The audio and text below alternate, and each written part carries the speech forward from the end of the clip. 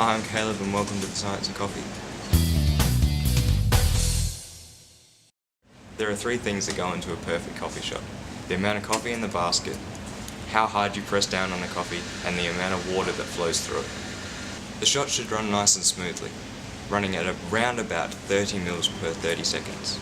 You want it to run as a perfect rat's tail. You don't want it to gush out the sides, and neither do you want it to drip. Once the shot is poured, you'll have a perfect biscuit if you've pressed down hard enough. But if you press down too hard, it will have a black streak down the middle, meaning that you've burnt the coffee. For a perfect shot, you want it to be in a perfect biscuit, but you do not want any burning down the middle. Before pouring the shot, you want your cups to be nice and hot. So you want to either put hot water in them to heat them up, or you want to have them on top of the coffee machine for a reasonable period of time for them to actually heat up. Because when you pour your milk, the coffee shot will be too cold and won't mix properly. Also, the milk will cool down quickly and you'll have people complaining that their coffee is not hot enough. The oils in coffee aren't soluble with water, so they need pressure and heat to mix together. On your standard coffee machine, the temperature is around about 93 degrees Celsius. This is the perfect temperature for the water to run through and pick up the coffee.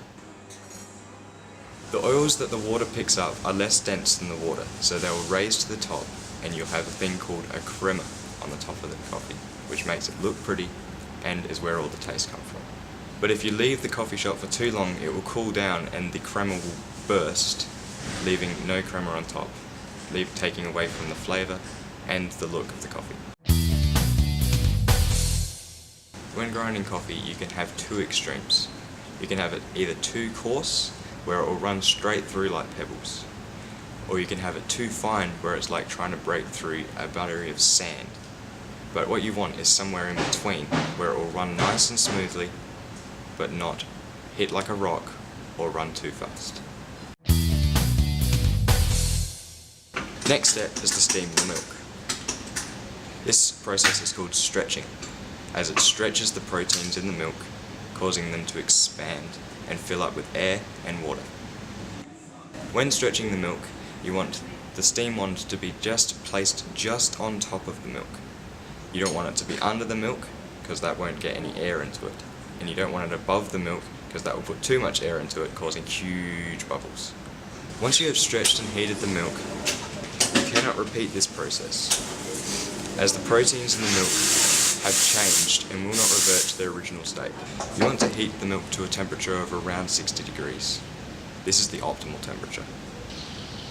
Any cooler and it will not mix with the oils in your shot, and most customers will complain that it's too cold. Too hot and the lactose breaks down, leaving overstretched proteins with no flavour.